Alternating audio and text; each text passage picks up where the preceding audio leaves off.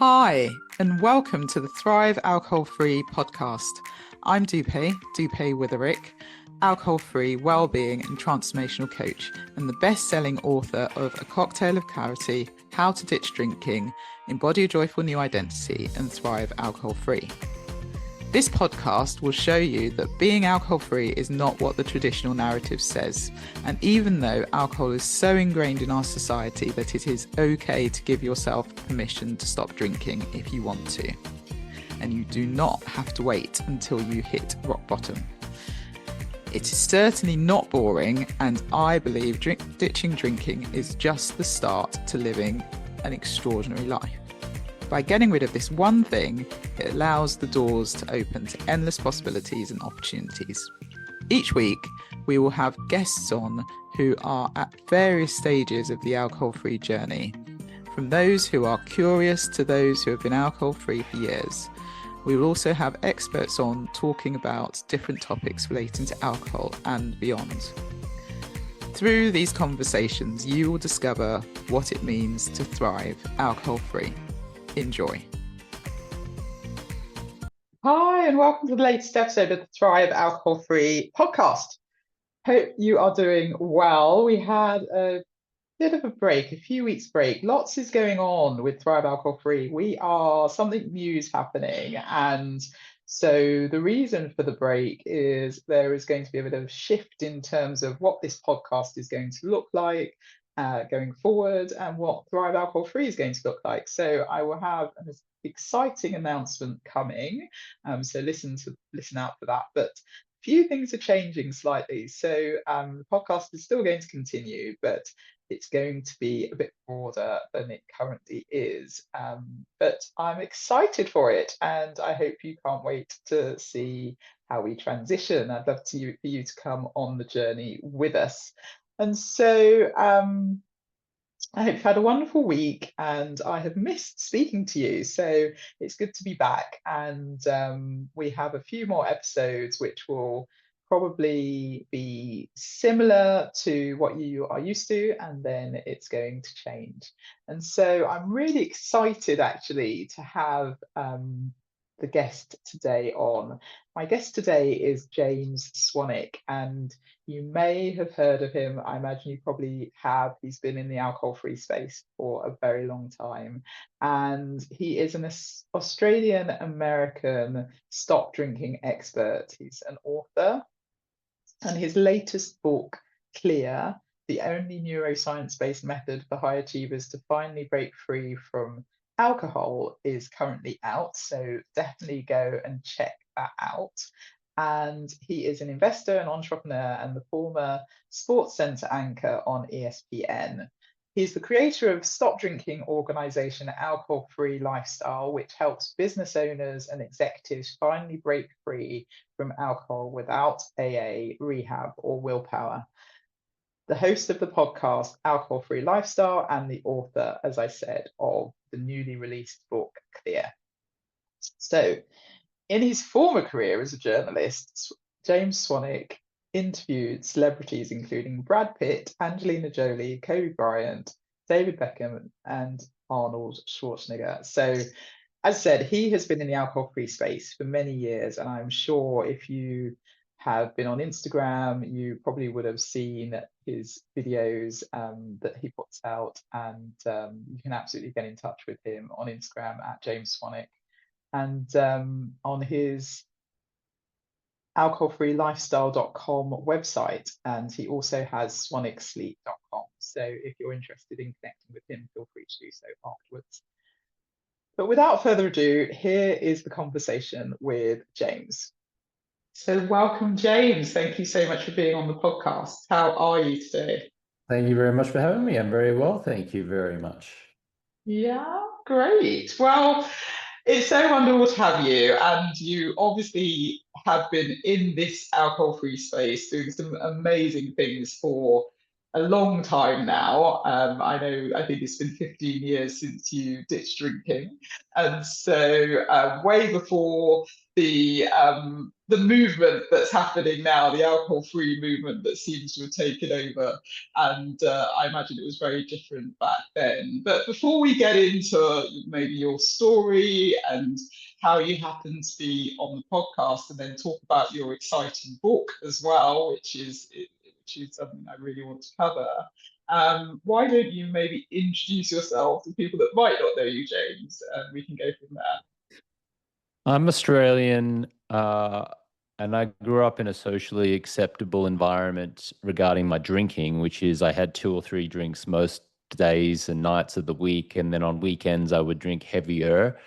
But I was probably considered just a very socially acceptable drinker. Australian drinking culture was drink quite a lot, but as long as I wasn't getting arrested or waking up in a ditch, uh, you know, any drinking quantity and duration was just accepted. And then that caught up with me. I was in my mid 30s and I was in Austin, Texas at a annual South by Southwest festival in 2010. And I had a couple of drinks one night, went back to my hotel, went to sleep. And when I woke up in the morning, I just had that moment of clarity where I felt blah. And the blah was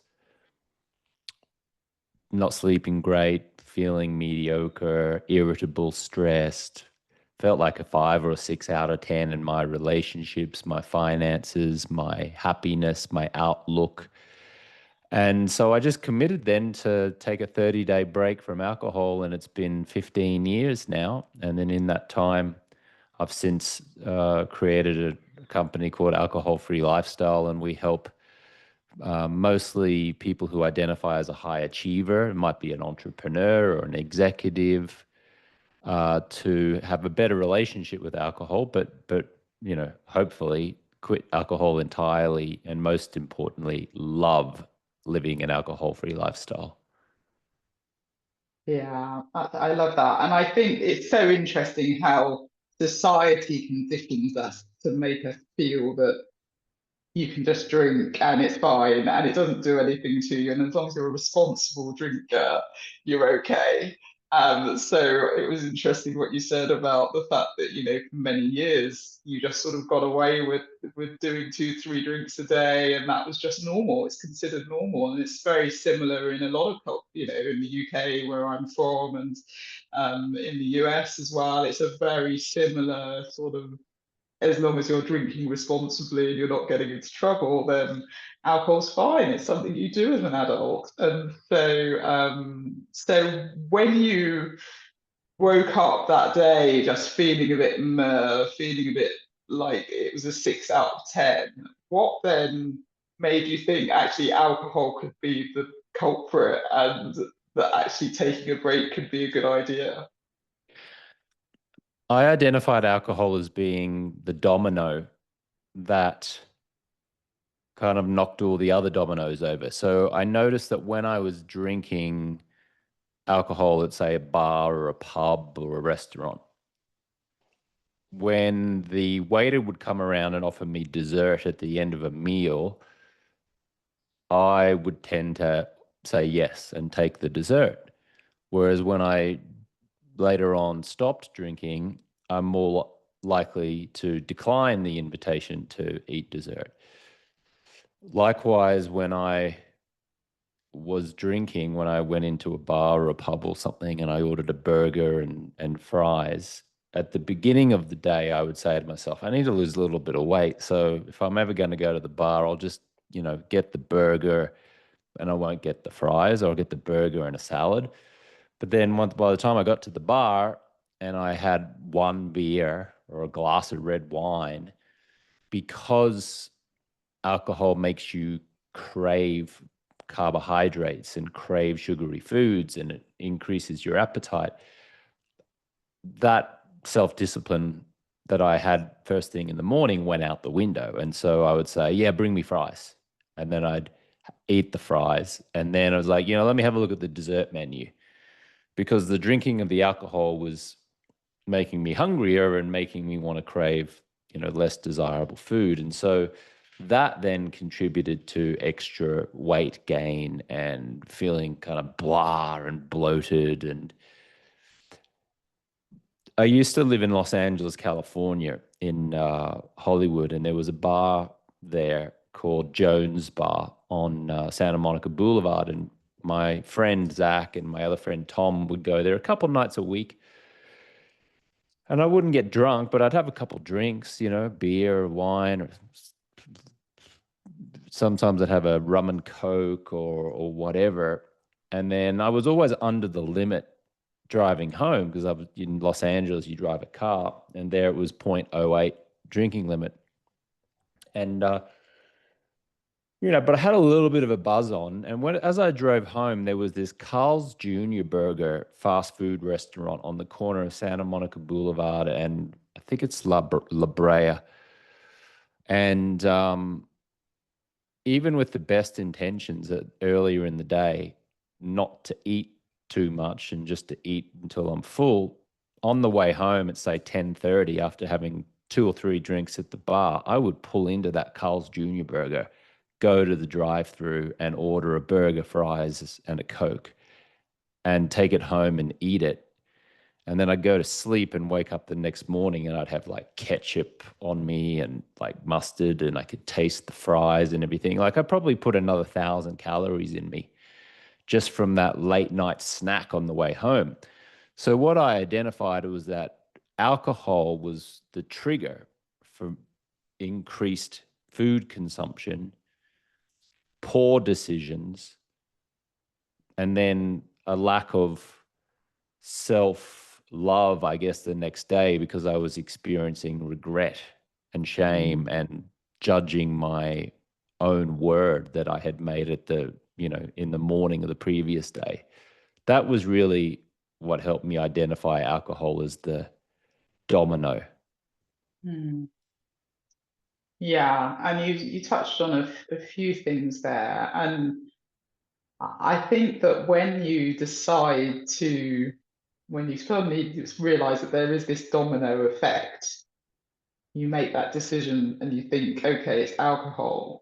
It's not I wouldn't have thought 15 years ago it was very easy for you to just stop and not drink, because society at the time were saying that you would only not drink, I suppose, if you had an issue or if there was some sort of problem, or if maybe for religious reasons you weren't drinking. But other than that, you don't need to stop drinking, surely. So came to that point and you realized that was the domino effect, and you thought maybe I need to stop, how did you go about that back then? Well, it felt challenging, I must say, in the first 2 or 3 weeks.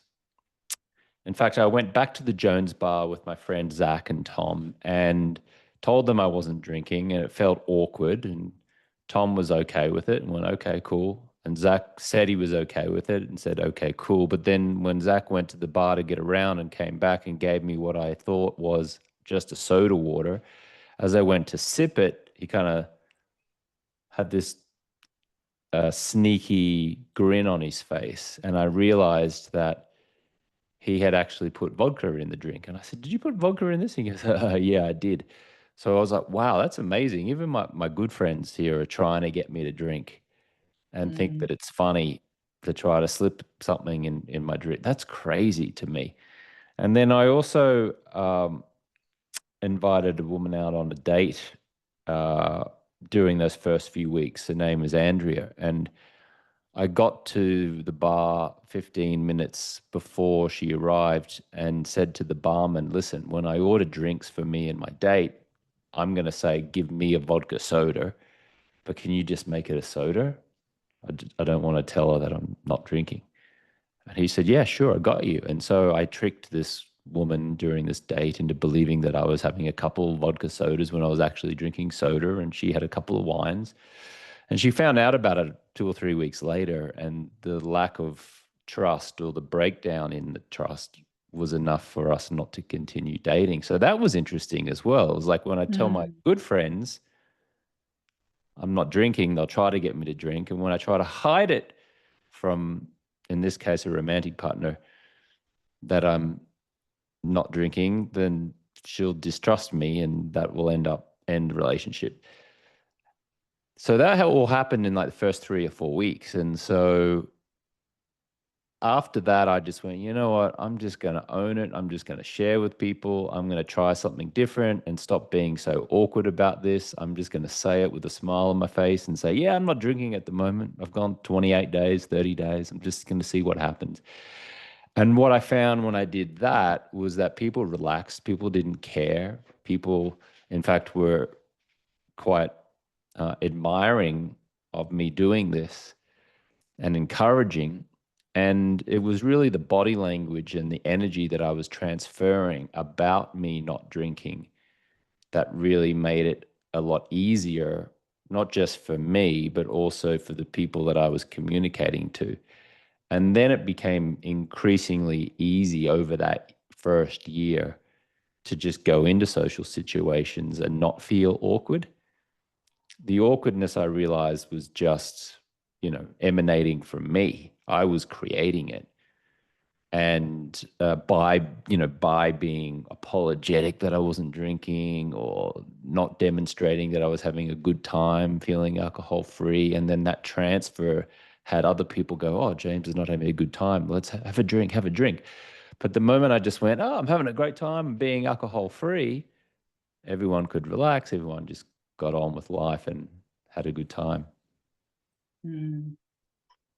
That's really, I think that is really key for the person who might be listening, thinking they want to actually stop drinking, because a lot of people have this social anxiety, this anxiety that if they go out or if they say they're not drinking, it means people make it 10 times worse in their head. I think that it actually is. People, as you say, don't really care as long as you exude confidence, as long as you exude that sense of this is what I'm doing, this is what I'm about, people tend to respect it. Yes. So I think that's really, really helpful for the person who might be listening, thinking, oh, well, I want to take a break, but I don't think I can because how do I face up to people? So your view is literally just own it and be confident. Is that correct?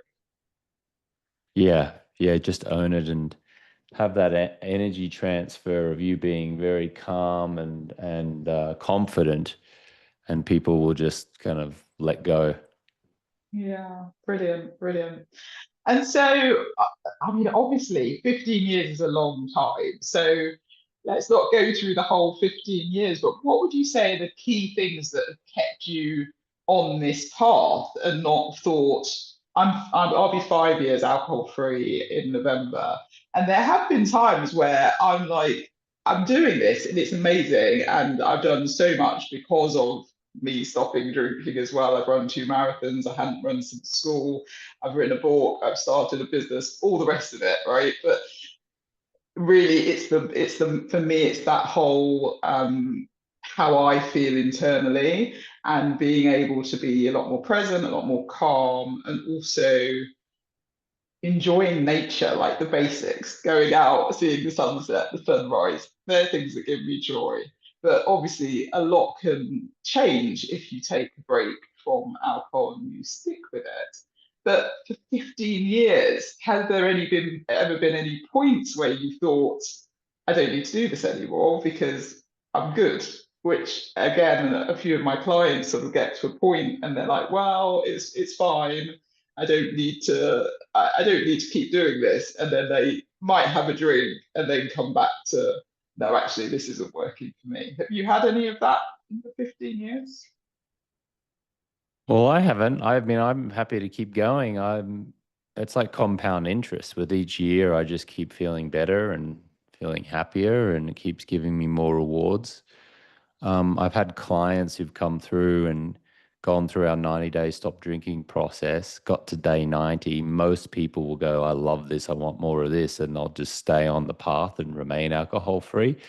But there are folks who still believe that they can do moderation and they return to some level of drinking. And it's fine for a few months or so, like they can control it. But then the slippery slope gets them, and then they find themselves returning to the same level of drinking that inspired them to want to stop in the first place. Mm. And then they get stuck on this stop-start vicious cycle where they stop for a while, start, stop, start. And I think the reason why people get stuck on that stop-start cycle is mostly to do with the fact that they still feel or believe that not drinking is pain and deprivation, and that drinking equals fun and joy and celebration and connection. Whereas I suggest it's the flipperoonie, it's the opposite of that, which is every day you choose to be alcohol free is the reward and the celebration. And drinking is the pain and the deprivation. Mm. But most people think that not drinking means they'll be dull and boring. I suggest drinking is dull and boring. And so it's just offering folks a mind reset. And once people have convinced themselves that living alcohol free is more fun and preferable to living with any consumption of alcohol, then staying quit becomes very simple, very easy. It's just people think that they're depriving themselves of life Mm. by declining a drink or not drinking what I refer to as attractively packaged poison. It is indeed. It's what we clean our homes with and fill our cars up with. So yeah, it's not really worth putting in our bodies. But I absolutely agree. I think if you and we'll touch on maybe you want to talk a bit about your 90-day program. Because I also agree, if you get sort of the 90, 100 days, the majority of people have seen the benefits, the real benefits, not just the ones you sort of see at a month time, and actually don't want to go back. They see what's changed, and I always talk about, you're only gaining, you're not giving anything up. And I think when you can switch that and understand that actually there's so much more by not drinking, it's so helpful. But why don't we touch on because obviously since you stopped drinking, you've now gone on to create the alcohol-free lifestyle. So do you want to talk a bit about that and how that's helped people? I stopped drinking in 2010. And as I referenced, I was living in Hollywood, California, and I would go to after parties for the Golden Globes or the Oscars or the MTV Movie Awards. I'd go to very hedonistic, fun Hollywood Hills parties, and I was alcohol free and still having a fabulous time. And when you do that enough, people recognize you. And so I noticed that people were coming up to me going, "Oh, I saw you at that party a couple of months ago. You're the guy that doesn't drink." And I say, "Yeah." And they go, "How do you do that? Like, how do you not go to the bar and drink all of this free booze?" And I'm like, "Because I just go and drink soda water, ice, and a piece of lime, and I love it. And I just have a great time, and I'm clear. I got more energy. And when I go home at night and go to sleep, I wake up the next day and I feel good and I can remember the good times I had." So I thought, oh, that's interesting. Seems to be like a desire amongst many people in Hollywood who want to figure out how to have fun living alcohol free. So in 2015, which is 5 years after I quit, I just created this little 30-day no alcohol challenge online. I threw it up. Some people bought it, participated. There was a little Facebook group. And then it kind of stayed like that, like a little 30-day no alcohol challenge online course until about 2018 or 19. And then I started to take it a little bit more seriously, and I created like a coaching version of it, and I called it Project 90, which was a 90-day coaching. And I put on some Zoom calls, and I started coaching some folks in addition to sharing some training videos with them. And then that really has now transformed into this somewhat of a corporation movement business, if you like, which is called Alcohol Free Lifestyle.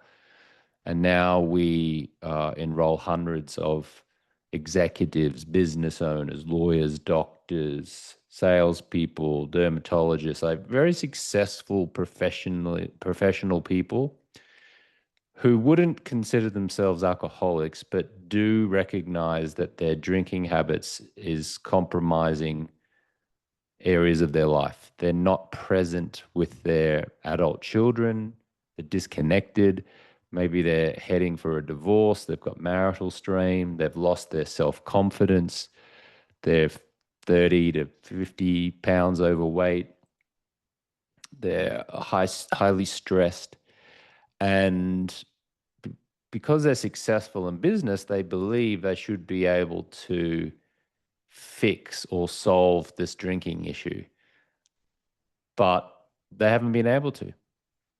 And they're on this stop-start cycle, and they're trying white knuckling it, or they're going to an AA meeting, or they're going to rehab, and they don't want to. It's not desirable, and it's ineffective. And they try dry January and sober October, and they've been doing this for years, and they're drifting, and they're feeling like they're drifting in the mediocrity that I was feeling in my life in the mid-30s. And so what we do here at Alcohol Free Lifestyle is we bring in the world's top neuroscientists who understand addiction, who understand happiness, who understand how to sleep like a professional sleeper, who understand what is the process or the equation that can support a high achieving person to finally break free from alcohol and then choose an alcohol free lifestyle.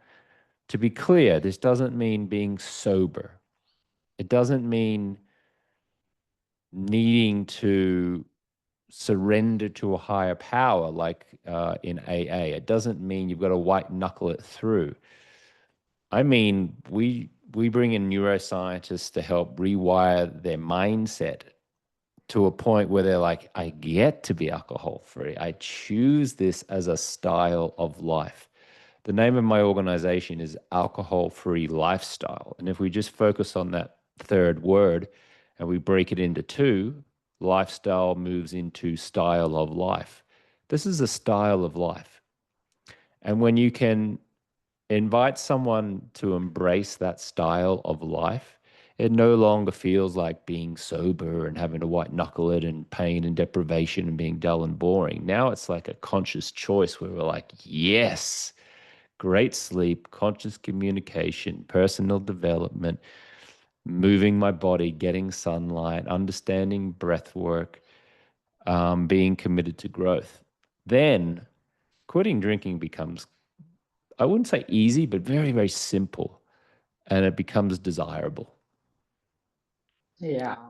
It's so similar to the way I think. So my company's called Thrive Alcohol Free, and I focus on the word thrive, and it's all about how do you thrive in life. And the alcohol free piece is, yeah, let's do that. Obviously, let's get that done. But it's the thriving, it's the, as you say, the movement, the breath work, the EFT, the various ways of calming your nervous system and making sure it's regulated on an everyday basis.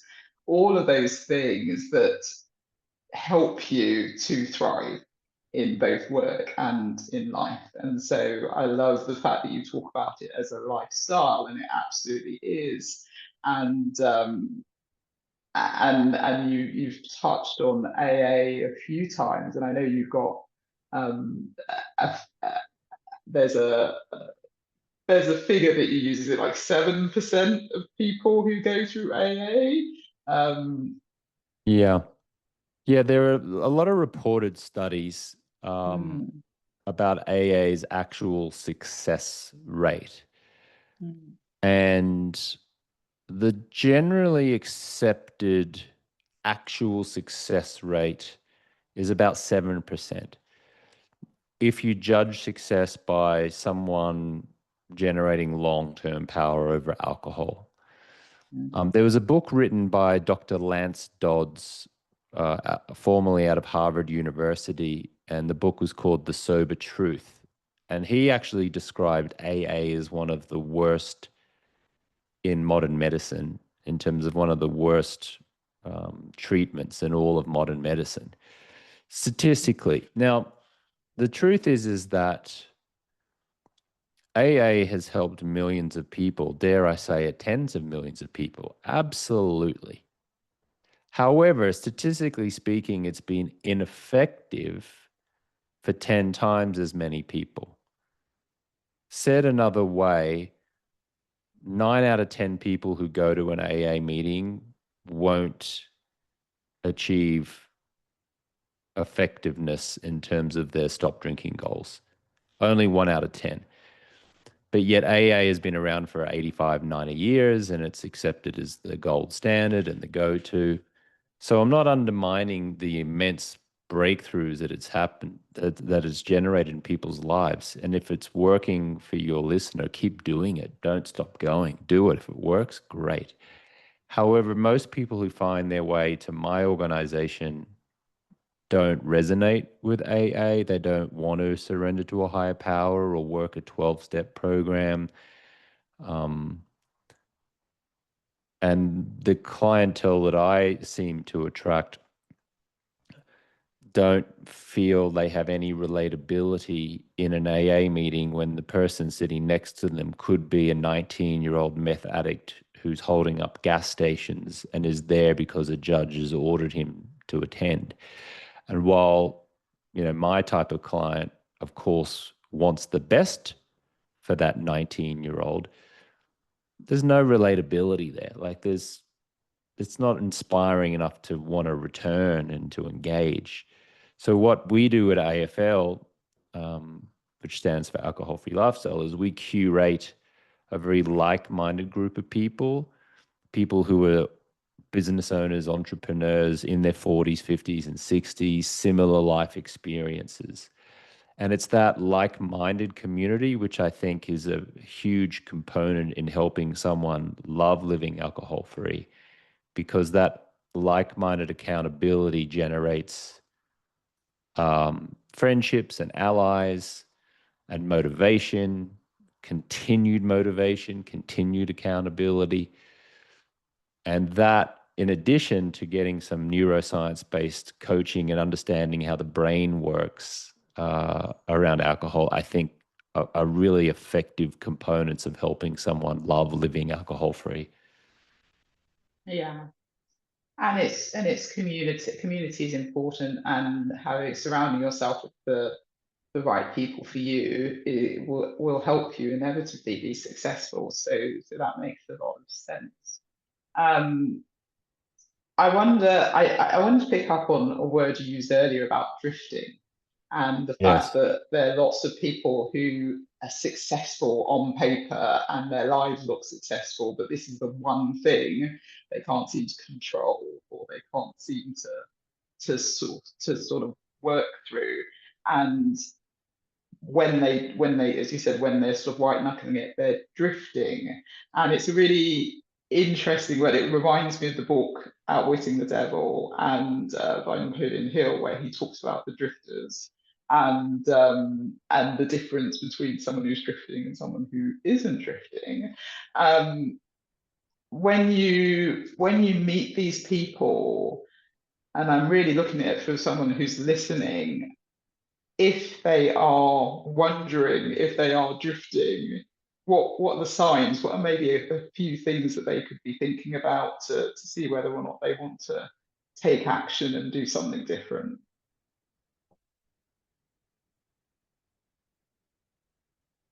Yeah, Napoleon Hill wrote 2 great books. One of them was Think and Grow Rich. The other one was Outwitting the Devil, as you referenced. And the Outwitting the Devil book is the lesser known of the 2, but I would suggest the more powerful of the 2, because it really does help the reader understand that it's very easy to get stuck in the drift. And the drift is the mediocrity of your life. It's same patterns, same behaviors, same routines, and leading to a life of discontent where your life's not horrible, but it's not fantastic either. And you have these resentments and these fears and these regrets. And you know that you're in the drift when you feel any of that, where maybe you put on 35 pounds, where maybe you're living in the same house as your wife or husband, but you're like roommates and you're just going through the motions, where you've been in a career or at an organization for 20, 25 years and there's no creativity there. You just get your paycheck, you kind of show up, You do what you can do. Maybe you're well respected and you're operating at a 7 or 8 out of 10, but you know you could be operating at a 9, but you don't have the motivation to do that. That's drifting. It could be, taking the golden handcuffs, the easy way out, where you choose a career or a profession, but really you gave up on your goals a long time ago and you're too concerned now to go after them because of the financial impact. Maybe you got kids to raise and mortgage to pay, and now you're kind of stuck. The safer option is to stay. That's the drift. So those kind of things, I think, when people start to feel that and recognize that, alcohol then really perpetuates and um, makes those kind of feelings accentuated, right? Like it's like pouring gasoline on a fire. And then because alcohol is a depressant and it creates anxiety and poor sleep and irritability, it makes those drifting feelings feel even worse. And then, ultimately we start drinking to make ourselves not feel the pain of that drift. On the flip side of that is when someone stops drinking, what comes through is clarity and focus and energy and strategy. And then it just naturally starts to inspire people to get out of the drift, to say, enough, no more. It's time to swim to the shore, make a change my habits, say I'm sorry, say I love you, do something different. And it's very hard to do that when you're drinking. It's a lot easier to do it when you've got clarity, focus, and energy from not drinking. Yeah. Yeah, absolutely. I think that's probably a good segue to talk about your book, Clear. We talked a lot about clarity and focus, so maybe we can move into that. So you've obviously spent, however many years now with the alcohol-free lifestyle, and your book came out earlier this year. Is that correct? Yes. So tell us a bit about it. What was the reason that you decided to write a book after all this time, and maybe a couple of key points that might be useful for the listener? Thank you. Yeah, it's called Clear, a neuroscience-based approach to help high achievers break free from alcohol without AA, willpower, or rehab. And it's a neuroscience-based approach, as the subheadline suggests. So rather than bringing willpower, white knuckling it, surrendering to a higher power, 12 steps, rehab type coaching, we bring neuroscience. What can you do to love living an alcohol-free lifestyle? What do you do when you walk into a restaurant and everyone else is drinking and you desire to be alcohol-free? How do you have fun at a party where everyone else is drinking and you're not? Should you retreat from society and stay at home and lock away the key and not go to any events where there's alcohol? What are some alcohol-free drinks that you can drink? How can you meet people and make connections in environments where alcohol is not present? That's kind of what the book is really all about. It's a very empowering, uplifting way to look at living alcohol-free. It's not about getting sober. It's not about needing to be a teetotaler. It's not about quitting drinking, really. It's about choosing a lifestyle and then understanding the neuroscience that makes choosing that lifestyle feel really simple and positive and preferable. So it's really a book version of what I've been coaching for many years, what I've talked about on hundreds of podcasts over the years. And put it all into one book, which is called Clear. And the next creative project is a documentary. So I'll be doing kind of a documentary version of what's in the book in 2026, which I'm looking forward to as well. But really, it's all, it's all the same process. It's Mm. loving living an alcohol-free lifestyle by rewiring our mindset and understanding some simple neuroscience. Mm. And you use the word choose quite a few times as we've been talking, and it is all about making that decision, isn't it? Because once you decide, you cut off all other options. And I think when you choose something, you're more in control than you are when you feel like you are having to do something, is what you said earlier about getting to do it. So with Clear and with that book, it does sound like it's a way of getting people to, I imagine it's for both the person who is curious about becoming alcohol free, but also maybe already started the journey and wants some clarity in terms of how to continue. Um, but what would you agree it's all about that choice and making that decision? I prefer the word choice over decision. The word decide comes from a Latin word, I think it's desire, which means to cut away. And even though we say quit drinking, like we use the phrase quit drinking, which implies you're cutting away drinking, I much prefer choosing or a choice. Deciding is saying no to something, whereas choosing is saying yes to something. Mm. And a choice to me feels much more powerful than deciding to cut something away. Mm. Because what I understand of neuroscience is that the brain finds it very challenging to achieve an outcome when you tell it what not to do, but it Mhm. finds it much easier if you advise your brain what to do. So an example of that is instead of saying, don't drink, I need to stop, oh, I got to quit, you would say to yourself, I easily only drink soda water, ice, and a piece of lime. I get to drink this beautiful mocktail. I'm going up to the bar right now to order a mocktail, as opposed to, oh, don't drink, I shouldn't drink, don't drink, whatever you do, don't drink.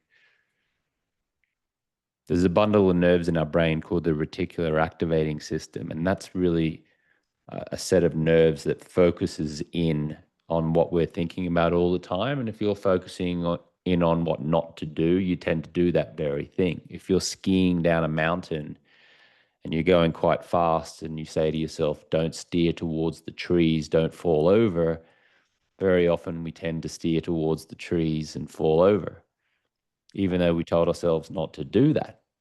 That's an Mm. example of the reticular activating system giving us what we're thinking about. So the way you'd flip that is stay calm, stay focused, keep going straight. And then the brain goes, okay, cool, I'll give you that. Same thing with drinking or stopping drinking.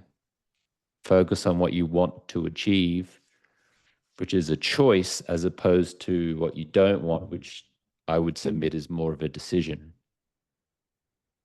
Yeah, yeah, interesting. Okay, and I absolutely, a couple of episodes ago I was talking about the reticular activating system. It's so powerful, and you're right when you say I don't do this, I don't want to do this. You do end up end up doing it. So it is really what your thoughts become, what you think about, and what you see and what you do. So couldn't agree more. But I love the way you distinguish between the choice and the decision. I think that's quite powerful. So what else would you like to share with the listener, maybe about your book or about stopping drinking as a high achiever? Yeah, I think well, the first thing I would share is that you can get the audio book if you like and listen to my Australian accent on two-speed, double speed. It's 8 hours, so on double speed it's only 4. If you can put up with me, then you can find it out there on Amazon. But I would say that if you are listening and you've been pondering living an alcohol-free lifestyle, personally, I've had a life with and without alcohol, and without is just so much better. But more importantly, what I mean by better means more fun, more connection, more clarity, more impact, uh, like just feeling this fulfillment. Most of us, when we're drinking, we're chasing pleasure. And pleasure is fleeting, right? Pleasure is, oh, this is amazing. And then we tend to have a crash. This is amazing. And then we tend to have a crash. And so we chase that with Super Bowl, playoffs, watching the sport, a wedding, an anniversary, a party, getting together with friends. And we're chasing this big dopamine release and this high. But then we go through this pain of like the fall, right? And it's like anything other than that is now just dull and boring. Whereas when you're alcohol free, you just have this constant, beautiful release of fulfillment where it's like, oh, I've got a positive outlook on life. Oh, I'm feeling pretty good. I slept well last night. This is good food. I've got good friends. Now, you can still go to the Super Bowl and watch the team and have family gatherings and do all those kind of things, but you're not chasing it to give you some kind of needed pleasure in the moment. It's just part of that beautiful, joyful feeling that you have all the time, every day, not just on weekends or special occasions, but all the time. That's the difference. So I would just invite anyone who is, struggling or feels stuck to think differently. Don't follow the crowd. Be smart enough to question cultural conditioning. And if you're listening to this, you're already part of the top 5% of the world because you're listening to education, you're trying to live an alcohol-free lifestyle. You have what it takes to do this. You're just missing the playbook. And one of those playbooks I would submit is in my book, Clear, or in my coaching program, Project 90. There's also Dupe's playbook and lots of other amazing people out there who are doing fantastic work. Follow them. But, this is a rare moment. You might actually act. Maybe it takes a little bit of courage, maybe a little bit of grit, certainly some intelligence, but you're already on the path to success by listening to this conversation, and you're different from the average person. And being different from the average person means taking different actions, and different actions will definitely give you outstanding different results.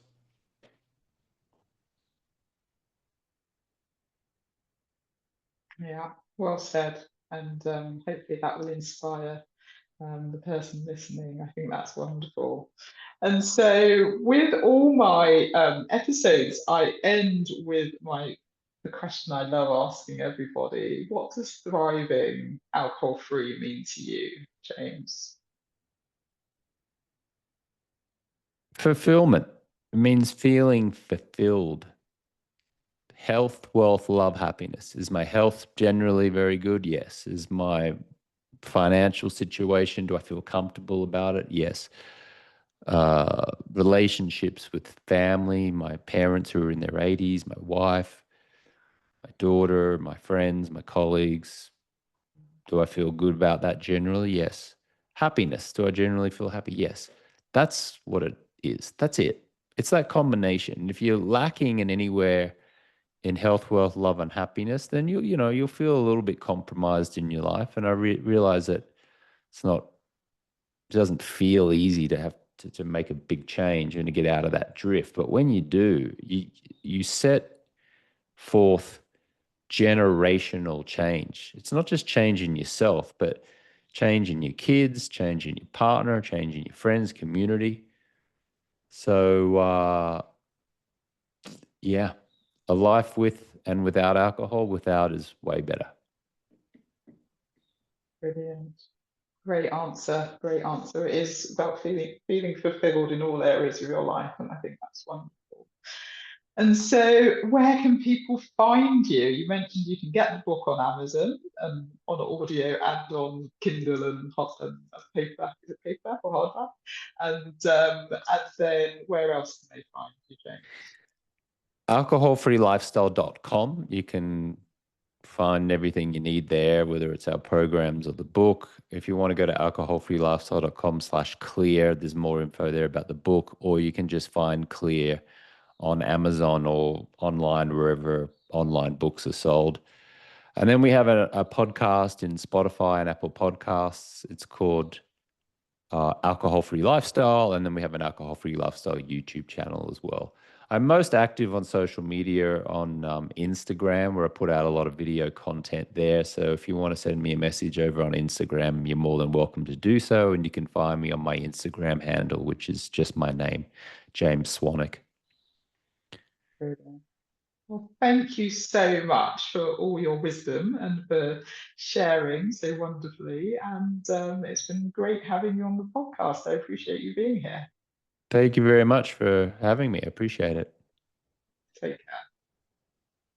Well, I do hope you enjoyed that episode. Thank you, James, for being a guest on the podcast. And it's great to see how things have changed so much over the past 15 years since you stopped drinking. The alcohol-free movement is definitely a very different place. And it's great to have someone who was one of the pioneers in this space, who's still making a huge difference. And so, as I said, if you're interested in connecting with him, see the show notes. And if you're go and get his book, Clear. And again, I'll put that in the show notes for you to go and get. Okay, well, I hope you have the most wonderful week. As I said, it's getting exciting. There's something new coming, and Thrive Alcohol Free is going to be a bit different. And so I can't wait to share that with you fully when it happens. And I look forward to seeing you on the next episode. Okay, take care. Bye. Thank you so much for listening to the Thrive Alcohol Free podcast. If you enjoyed the episode, please subscribe so you get alerted every time I drop a new episode. I'd love it if you could rate, review, and share this episode. Feel free to tag me on Instagram at Thrive Alcohol Free and follow me for daily tips. If you would like to work with me, I offer one-to-one coaching sessions and have my signature Thrive Alcohol Free Society group coaching program. If you're not yet ready for coaching, I also have a self-paced online course, which is a companion to my book, A Cocktail of Clarity. All the links are in the show notes. I will see you in the next episode. Have a wonderful week. Take care.